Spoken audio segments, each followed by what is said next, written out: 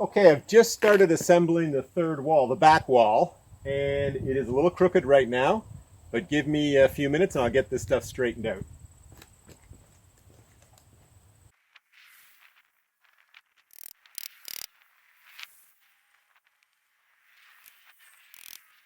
Welcome back to the reboot, everyone. The first thing you'll notice here is that these posts are not 6x6s. These are only 4x4s.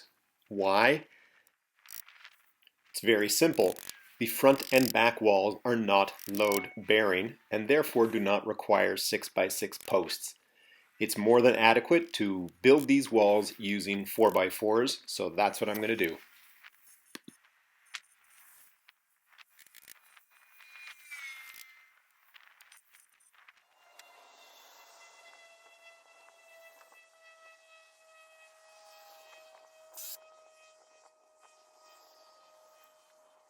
For those of you tuning in for the first time, just a quick recap for you.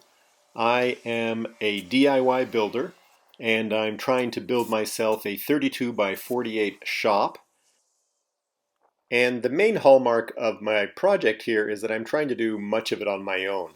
I do have the odd friend and family member drop in and give me a hand, but like I said, I'm trying to do it on my own. And also, I have milled, I'm going to say, probably 70% of the lumber for the project on my own using a Woodland Mills 122 sawmill. Here's a photo with a large cant on the deck. So that's a little bit about the background of the project. Click the hyperlink if you want to see some of the sawmilling videos.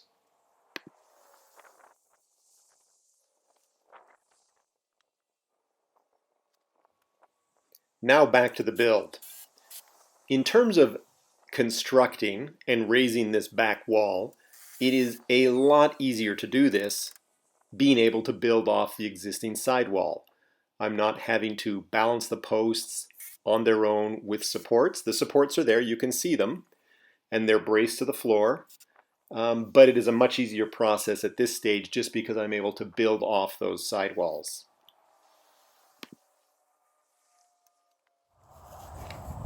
Okay, I'm going to try to knock a few long pieces off that are on the edge of the garage door. And that's if I have enough gas in my chainsaw. Didn't bring that today either.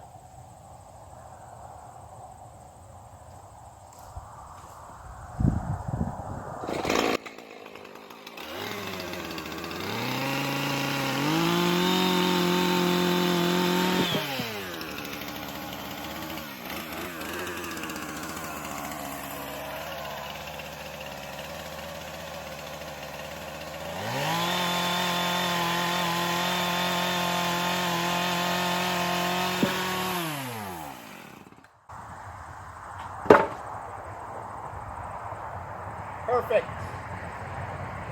And out of gas. All right.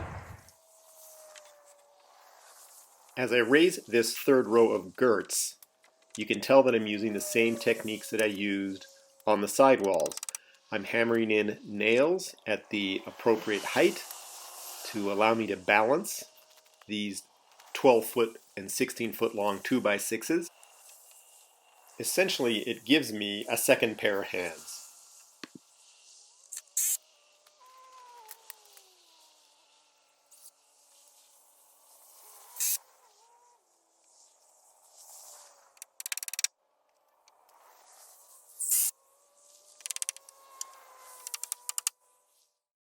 It was at this point in the day that my friend Michael dropped by on his very cool looking BMW motorbike, had a look around, and we headed out for lunch in Merrickville. When I used to work together at the Canadian International Development Agency, it's always good to see Michael. Michael's probably going to come out and help with some of the construction in the coming weeks, so you may see him again.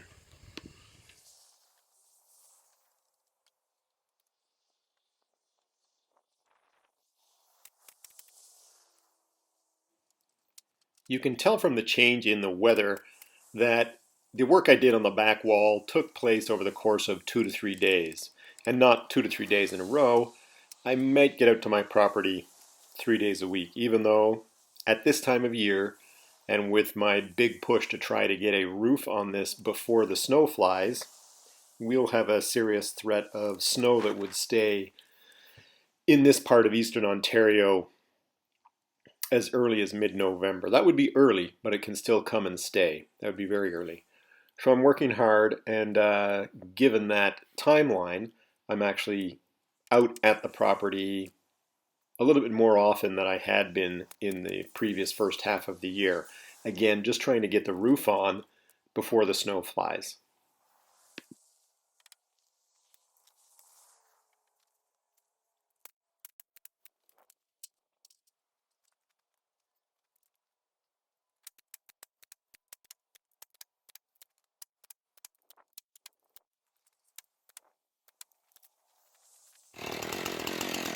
More chainsaw trimming.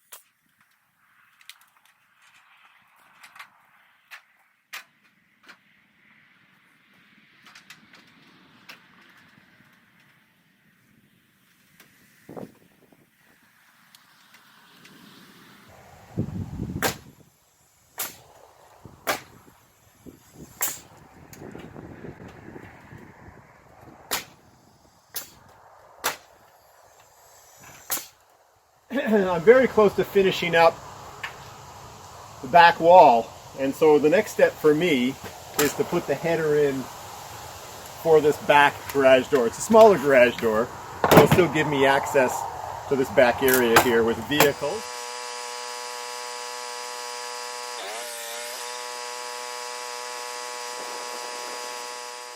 I made mention of the 4x4 posts at the beginning of this video, and I'm sitting here right now asking myself if I need to beef those up a little bit for the garage door. I can't remember if a 4x4 is adequate for an 8-foot wide, 7-foot high garage door. If I need to beef them up to the equivalent of 6x6, that'll be easily done, and I'll take care of that once I have a look at the manufacturer's instructions when I have a garage door in hand. So, what you can see me doing here is putting the header in for this garage door. Again, this is not load bearing in any way, shape, or form. I'm going to install 3 of these 2x6s on the inside of the frame for the garage door, and that's going to give me the material I need to be able to work with in terms of securing the garage door to the frame of the building.